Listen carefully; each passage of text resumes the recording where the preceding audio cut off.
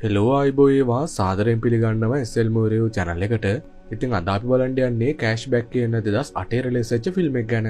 චිත්‍රපටය බලන්න කලින් මම ඉල්ලා සිටිනවා ඕගොල්ලෝ channel එක subscribe කරලා නැත්නම් ලක්ෂ 2ක් වෙන්න ඉතාමත් අඩු සංඛ්‍යාවක් තියෙන නිසා movie reviews වලට කැමති නම් ඒ වගේම හැමදාම channel එකේ videos බලනවා නම් channel එකට subscribe කරලා එකතු වෙන්න කියලා. අපි දැන් බලමු චිත්‍රපටය මොකද්ද වෙන්නේ කියලා. මේ කතාවේ ප්‍රධාන චරිතයේ නම තමයි බෙන්. එයා සෑම විටම අනිත් අයට කාරුණිකව හා ඉතාමත් කරුණාවන්ත විදිහට සලකන පොඩි එක්කෙනෙක්ගේ වගේ මුහුණක් තියෙන අවුරුදු 25ක පිරිමි ළමයෙක්. මෙයාව දැක්ක ගමන් කට්ටිය විශ්වාස කරන්නේ එයා ඉතාමත් හොඳ ඒ වගේම අවංක තරුණයෙක් කියලා. නමුත් ඇත්තටම පේන දෙයට ප්‍රතිවිරුද්ධ කෙනෙක් තමයි මෙයා. හැබැයි බෙන් කියන්නේ දාමඝාතකෙක් වගේ කෙනෙක් නෙවෙයි. නමුත් එයාට විශේෂ බලයක් තියෙනවා. අවශ්‍ය ඕනම වෙලාවක එයාට පුළුවන් තමන්ගේ වටේ තියෙන කාලේ නවත්තන්න. ඇත්ත වශයෙන්ම මෙයා මේ කාලේ නවත්තලා කරන එකම දේ තමයි කාන්තාවන්ගේ ඇඳුම් ඉවත් කිරීම සහ ඒගොල්ලන්ගේ ශරීරයේ හැඩයන් ගැන හොඳට නිරීක්ෂණය කිරීම. ඒ වගේම මෙයා සෑම අවස්ථාවකම මේ කාන්තාවන් පින්තරු කරනවා. මෙයා සුපිරි වෙළඳ සැලක ඒ වගේම චිත්‍රපටි හොල් එක හරි බෙන් ඉතාමත් ලස්සන ගැහැණු ළමෙක් දැක්කොත් එහෙම ඒ වෙලාවේදීම කාලේ නතර කරලා ඒගොල්ලන්ගේ නිරුවත් චිත්‍ර අදිනවා. හැබැයි යාගේ ජීවිතේ සෑම විටම මේ වගේ නෙමෙයි ගත උනේ. බෙන් අපි හැමෝම වගේ සාමාන්‍ය මිනිසෙක්. එයා ගැන ගොඩක් සැලකිලිමත් වෙන සහ නිශ්චිත අනාගතයක් පොරොන්දු වෙච්ච පෙම්වතියක් ඉඳලා තියෙනවා. මේකට පස්සේ චිත්‍රපටිය සති 5කට පෙර අතීතයට ගමන් කරන්නේ. මෙතනදී අපිට පෙන්වා දෙනවා කොතනදීද සියල්ලම වැරදුනේ කියලා. බෙන් සයාගේ පෙම්වතිය සොසි එකිනෙකාත් එක්ක බැන ගන්නවා. ඇය මේ ඉලයිදියාව පරාජිතෙක් ලෙස හඳුන්වන අතර මෙයා ගැන ගොඩක් කෝපෙන් ඇය බෙන්ට බැනවදිනවා. ඇගේ මේ හැසිරීම ඇති වුණාට පස්සේ එයා මේ ඉලයිදියාත් සමග බ්‍රේක් අප් වෙනවා. මේක නිසා සොසි තවත් කෝපයටපත් වෙලා ඇයයාට ළඟ තියෙන දේවල් වලින් ගහන්න පටන් ගන්නවා. මේ වෙලාවේදී මේ සිද්ධ වෙන සියලුම දේ බෙන් සදායි තම ස්ලෝ මෝෂන් විදිහට පේන්නේ. දෙන්නගේ බ්‍රේක් අප් එකෙන් පස්සේ සොසි ඉක්මනටම තවත් පිරිමි ළමෙක් සොයාගෙන එයත් එක්ක ආදර සම්බන්ධතාවයක් ආරම්භ කරනවා. බෙන් මේගොල්ලෝ ඉස්කෝලේ කැන්ටිමේ ආදරය කරනව දැකලා ඉතාමත් කලබලටපත් වෙන්නේ. ඒක නිසා තමන්ගේ අවධානය වෙන පැත්තකට යොමු කරන්න එයා විශ්වවිද්‍යාලයේ තියෙන කලා පන්තියකට සම්බන්ධ වෙන්නේ. බෙන් පොඩි කාලේ ධම්ම චිත්‍ර අදින ගොඩක් උනන්දු වෙලා තියෙනවා. මේක නිසා එයා මේ චිත්‍ර ක්ලාස් එකේදී තමත් ලේසියෙන් ගුරුවරයා පවා පුදුමයටපත් කරන ඉතාමත් අලංකාර සිතුමක් අදින්නේ. බෙන්ගේ විශේෂත්වය තමයි එයාට මිනිසුන්ගේ චිත්‍ර ඉතාමත් ලස්සනට අදින්න පුළුවන් වෙන එක. කෙසේතත් රාත්‍රියේදී එයාට කාලය ගත කරන එක ගොඩක් අමාරුයි. මොකද බෙන්ට එයාගේ බ්‍රේක් අප් එක නිසා හදවත සම්පූර්ණයෙන්ම බිඳලා තියෙන්නේ. මේක නිසා එයා ඇස් වහගන්න සෑම අවස්ථාවකදීම එයාට සුසේගේ පින්තූර තමයි පේන්නේ. දින ගෙවී යන අතර අවසානයේ එයාගේ නිින්ද ටිකෙන් ටික කෙටි වෙනවා. දැන් බෙන්ට එක පැයක්වත් නිදා ගන්න බෑ. එයාගේ පැරණි පෙම්වතිය පිළිබඳව මතකෙන් ටිකෙන් ටික එයාට මේ වෙලාවේදී ડિප්‍රෙෂන් හැදෙන්න පටන් අරන්. ඒ වගේම එයාගේ මනස උමතු වෙන්න පටන් අරගෙන පසුතැවිල්ල හා දුක් විඳීම නිසා බෙන් අවසානයේ සුසියට කෝල්ලයක් ලබා දීලා නැවතත් ආපසු ඇයට එන්න කියලා ඉල්ලා සිටිනවා. ඒගොල්ලන්ගේ රිලේෂන්ෂිප් එක අවුල් ජාලයක් බවට පත් කිරීම ගැන එයා මේලදී සමාවිල්ලනවා. ඒ වගේම නැවත කවදාවත් ඒක කරන්නේ නැහැ කියලා පොරොන්දු වෙනවා. නමුත් බෙන් ඇගෙන් කොච්චර ඉල්ලා සිටියත් සුසියාගේ මේ ඉල්ලීම් ප්‍රතික්ෂේප කළා කෝල්ලේ කට් කළා දානවා. මේක නිසා බෙන්ගේ හදවත තිබ්බටත් වඩා ඉතාමත් දරුණු දෙයට තුවාල වෙලා එයාව ගොඩ එන්න බැරි තරම් ආඝාතයකට වැටෙන්නේ. ඉදිරි දින කිහිපය තුළ එයා සාමාන්‍ය දර කාලය ගත කරන්න උපරිම උත්සාහ කරනවා. බෙන් පොත් කියවනවා, චිත්‍රපට නරඹනවා, ඒ වගේම වෙනත් නගරවල තනියම ඇවිදිනවා. කෙසේතත් රාත්‍රිය ලැබෙනකොට එයාට කොහමදවත් නිින්ද යන්නේ නැහැ. ඒ වගේම වෙනත් ඕනෙම කිසිම දෙයකට එයාට අවධානය යොමු කරන්නත් බැරි වෙනවා. මේක නිසා එයා තීරණය කරනවා රාත්‍රිය එළඹුණාමත් නගරේ වටා නිදා ගන්න නැතුව ඇවිදිනවා කියලා. එක රාත්‍රියක එයා ටවුන් එකේ සුපර් මාකට් එකට ඇතුළු වුණාට පස්සේ රාත්‍රියේ වැඩ කරන්න එක්කෙනෙක් සඳහා සුපර් මාකට් එකේ තියෙන රැකියා බැර්තුවක් දකිනවා. බෙන් හිතන්නේ එයාට කාලය ගත කිරීමට සහ යම්කිසි මුදලක් උපයා ගැනීමට මේක තමයි හොඳම අවස්ථාව කියලා. ඒක නිසා එයා වහාම මේ රස්සාවට අයදුම් කරනවා. ඊළඟ දවසේ මැනේජර් ජෙන්ස්කින් සමගින් සම්මුඛ සාකච්ඡාවක් සඳහා ඉදිරිපත් වෙනවා. ඒ වගේම අවසානයේ එයාට මේ රස්සාව ලැබෙනවා. බොහෝ කාලයකට පසුව බෙන් අවසානයේ සතුට වෙන අතර තමන්ගේ ජීවිතේ වෙනස් කරන්න පුළුවන් වෙනවා කියලා හැඟීම එයාට මෙලදී දැනෙනවා. බෙන් යාගේ අලුත් රැකියාවට හුරු වුණාට පස්සේ එක එක සේවකයා රාත්‍රී කාලයේ ගත කරන හැටි මේ විලායදියා නිරීක්ෂණය කරන්න පටන් ගන්නවා. කැෂි එකේ ඉන්න කාන්තාව ෂැරොන්ට තියෙන්නේ ඉතමත් අමුතු ක්‍රමයක්. ඇය සෑම විටම ඔර්ලෝසුව පේන එක විවිධ වස්තු වලින් සගවා තිනවා. මොකද ඇය විශ්වාස කරන්නේ ඔර්ලෝසුව දිහා බැලුවේ නැති වුණොත් එහෙම කාලය අනිවාර්යෙන් ඉක්මනටම ගෙවි යනවා කියලා. ඊට පස්සේ අපිට බැරි කියන තවත් තරුණෙක් පෙන්වන්නේ. එයා කවදාවත් සුපර් මාකට් එකේ උමනාවෙන් වැඩ කළා නැහැ. මොකද එයා සෑම විටම තමගේ කපටි මිතුරා වන මැටි සමගින් විවිධ වර්ගයේ ප්‍රෑන්ක්ස් කරනවා. ගොඩක් වෙලාවට මේ ප්‍රෑන්ක්ස් කරන්නේ කඩේට එන ගැහණු අයට. ඒගොල්ලෝ මේ ගැහණු අයගේ බෑග් වලට වැඩිහිටි සෙල්ලම් බඩු ඇතුල් කරනවා. සමහර කාන්තාවන් මේවා සොයාගත්තාම ව්‍යාකුල තත්ත්වයටපත් වුණත් තවත් සමහරු මේවා ළඟ තබා ගන්න තීරණය කරනවා. සුපර් මාකට් එකේ කාලය ගැන සැලකිල්ලක් දක්වන්නේ නැති එකම පුද්ගලයා ඒගොල්ලන්ගේ ලොක්ක ජෙන්ස්කින්. එයා කොච්චර සාර්ථකද සහ පොහොසත්ද කියලා මෙතන ඉන්න හැමෝටම පවසනවා. මෙයාගේ මේ ආත්මාර්ථකාමී කතාව පටන් ගත්තට පස්සේ එයාට කාලය ගත වෙලා යනවා තීරෙන්නේවත් නැහැ. නමුත් රාත්‍රී වැඩමුළුවේ කරන සීලම සේවකයන් අතරින් කාලය ගත කිරීමේ අසාමාන්‍ය විදිය තියෙන බෙන්ට එයා තමන්ගේ මනස භාවිත කරමින් කාලය සහ යථාර්ථයෙන් වෙන් වෙනවා. වෙනත් වචන වලින් කිව්වොත් එහෙම එයා තමන්ගේ වටපිටාව සහ කාලය නවත්තන්න එයාට ලැබිලා තියෙන සුපිරි බලය භාවිත කරන්නේ. මේකෙන් එයාට කැමති ඕනම දෙයක් කරන්න හැකියාව ලැබෙනවා. සාමාන්‍ය කෙනෙක් නම් මේ වගේ බලයක් භාවිත කරමින් සල්ලි හොරකම් කරනවා. එහෙම නැත්නම් මොකක් හරි තාමත් හිතා ගන්න බැරි දෙයක් සිද්ධ කරන්නේ. නමුත් බෙන්ට අවශ්‍ය වෙලා තියෙන්නේ එයාගේ කලා කුසලතාවය වැඩි දියුණු කරගන්න. එයා කාන්තා ශරීරය ගැන ගොඩක් උද්‍යෝගයෙන් ඉන්න නිසා සුපර් මාකට් එකට ඇවිල්ලා ඉන්න ලස්සන ගනුදෙනුකරුවන් තෝරලා සෙමෙන් මේගලන් ඇඳුම් ඉවත් කරනවා. ඒ වගේම ඊට පස්සේ මේගලන්ගේ පින්තූර අදින්න පටන් ගන්නෙ. බෙන්ට මේගලන් කෙරේ කිසිම හැඟීමක් නැහැ. මොකද එයාට අවශ්‍ය වෙලා තියෙන්නේ තමන්ගේ කලාව කෙරේ තියෙන ආශාව වැඩි දියුණු කරගන්න විතරයි. එයා විශ්වාස කරන්නේ කලාව කවදාවත් මියන්නේ නැහැ කියලා. චිත්‍රය ඇදලා අවසන් වුණාට පස්සේ එයා නැවතත් ගහනුවයට ඇඳුම් ටික අඳලා තමන්ගේ ඇඟිලි ටික නැවුව ගමන් ඒ වෙලාවේදී කාලේ නැවතත් ආරම්භ වෙලා ගලා යන්න පටන් ගන්නවා. මේක දැන් බෙන්ගේ සාමාන්‍ය ජීවිතේ බවට පත් වෙලා. ඒක මෙයාට ආඩම්බර වෙන්න පුළුවන් දෙයක් නොවුනත් අඩුම තරමේ මේක නිසා යාට පුළුවන් මානසික පීඩන ඇති වෙන එකෙන් වැළකීලා ඉන්න. ඒක නිසා එයා තවදුරටත් පිස්සෙක් වගේ හැසිරෙන්නේ නැහැ. අපිට පේනවා මෙයාගේ මේ විනෝදාංශය නිසා එයාට සෙමෙන් සුස්සේගේ මතකයන් අමතක වෙන්න පටන් අරන් කියලා. දිවසේදී බෙන් නිතරම එයාගේ හොඳම යාළුවත් සමග කාලය ගත කරන්නේ. මෙයාගේ හොඳම යාළුවාගේ නම ෂෝන් අතර දෙන්න පොඩි කාලේ ඉඳන්ම එකට ඉඳලා තියෙන්නේ. ෂෝන් බෙන් වගේ නෙමෙයි එයාට වඩා ගොඩක් වෙනස්. එයාට සෑමීටම අවශ්‍ය වෙන්නේ ගැහණු ළමයෙක් සොයාගෙන ඇත් එක කැච්චල්ලන්න. මේක නිසා එයා හෙලි කරනවා එයා නගරේ තියෙන සෑම ක්ලබ් එකකටම ගිහිලා තිනවා කියලා. එක රාත්‍රියක බෙන් තමන්ගේ රාත්‍රී වැඩමුළුවේ අතරතුරේදී කැෂි එකේ වැඩ කරන ෂැරොන් ලොක කාමරේ දුමුණ ගැසෙනවා. එයාට ෂැරොන් කෙරේ ඇල්මක් තියනවා කියලා පෙවුනත් ඒගොල්ලෝ කතා කරනකොට ඇයට මේක පවසන්න යට ධෛර්යයක් නැහැ. දෙන්න මේලෑදී මෙතන කාලය ගත කරනකොට ඉතාමත් මිත්‍රශීලී කාන්තාවක් කරන ෂැරොන් මෙයාගේ සෑන්ඩ්විච් එකෙන් භාගයක් මේලෑදී කනවා. ඒක කෑවට පස්සේ සෑන්ඩ්විච් එකේ කුඩා කැබැල්ලක් ෂැරොන්ගේ කම්මුලේ ඇලිලා තියෙනවා. මේක නිසා ඇය අපහසුයෙන් මේක පිසදාන්න උත්සාහ කරත් ඒකෙන් වැඩක් වෙන්නේ නැහැ. බෙන් මේලෑදී ඉදිරිපත් වෙනවා ඇය වෙනුවෙන් මේක පිසදානවා කියලා. ඒ වගේ මේ වෙලාවේදී දෙන්න අතර හැඟීමක් කුමාරු වෙනවා. ටික වෙලාවකට පස්සේ ෂැරොන් මෙතනින් පිටත් වෙන්න තීරණය කළා දොර දිහාවට ගමන් කරන්නේ. බෙන්ට අවශ්‍යලා තියෙන්නේ කාලය මෙතනදී නවත්තලා දාලා සතියක් මේ අවස්ථාවේ ජීවත් වෙන්න.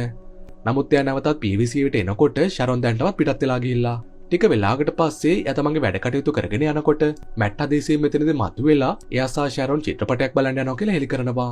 මේක කිව්ව ගමන් බෙන්ගේ හදවත විනාශ වෙන අතර තමන් මෙච්චර අවාසනාවන්ත වෙන්නේ මොකද කියලා කල්පනා කරනවා. ඊට පස්සේ යාට මතක් වෙනවා එයා පළවෙනි වතාවට ආදරෙන් බැඳුණු පාසල් කාලය ගැන.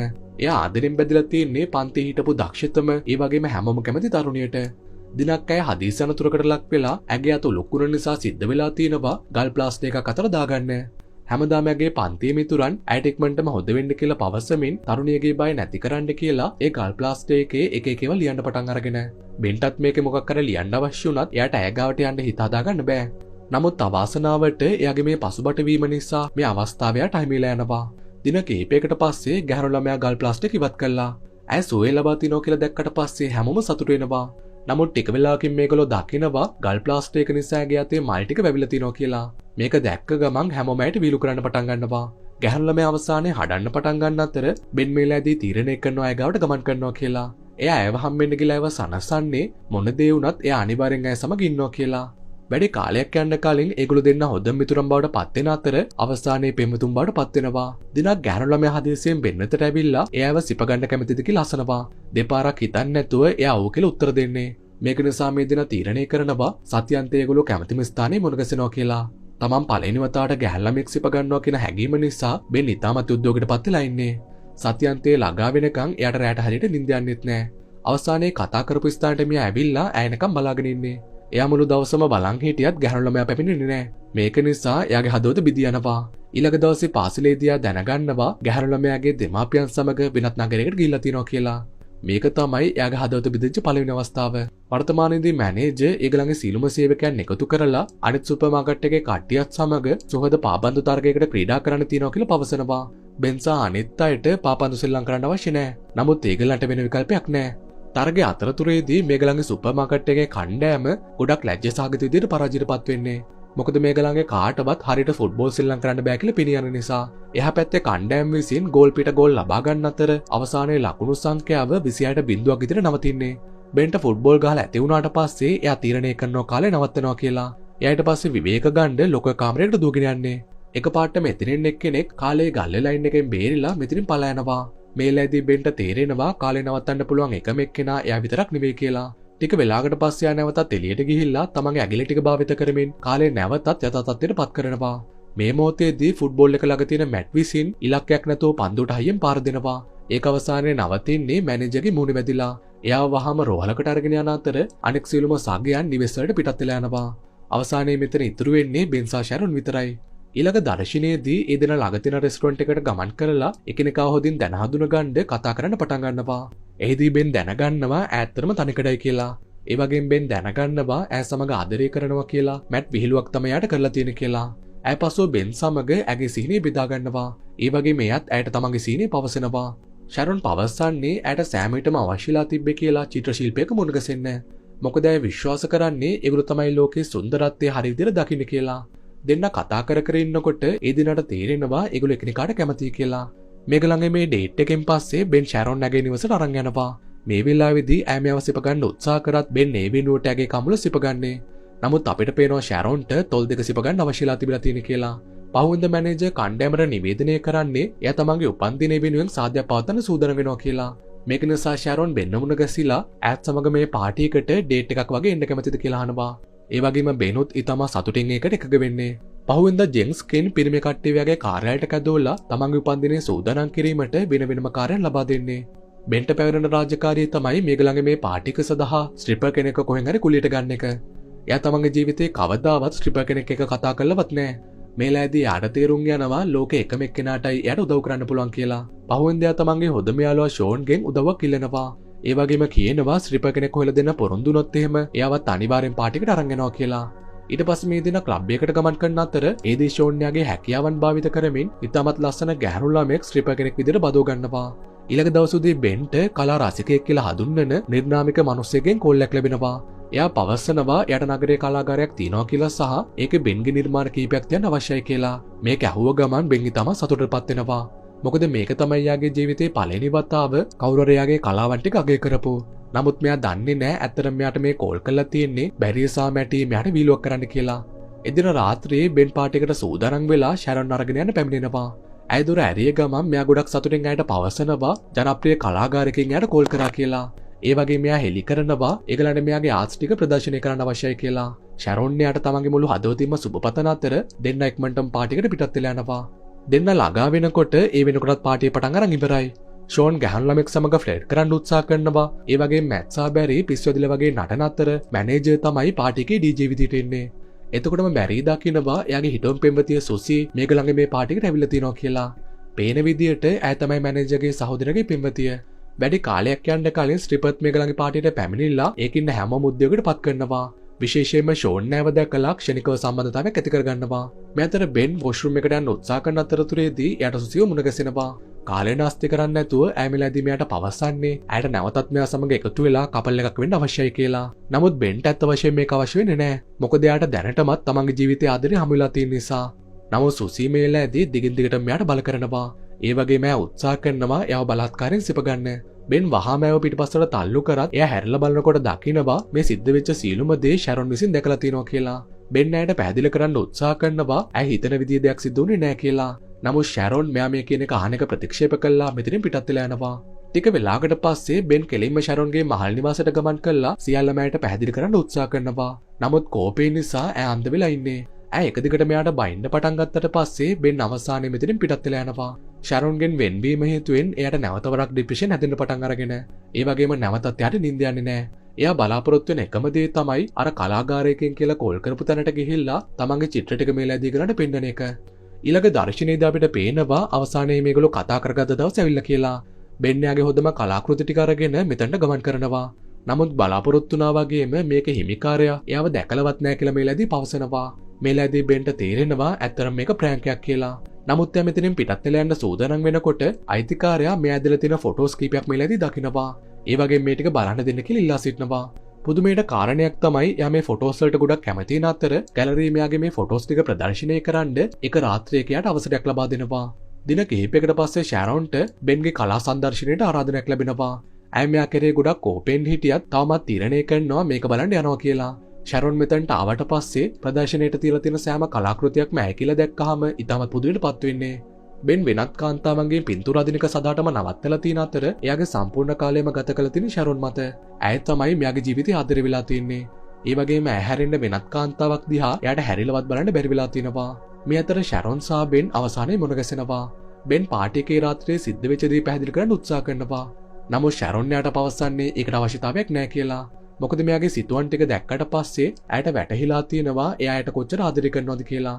මේ සමග දෙන්න සමීප වෙලා කලාගාරයේ කාමරේ හරි මැද්ද එකිනෙකව සිප ගන්නවා.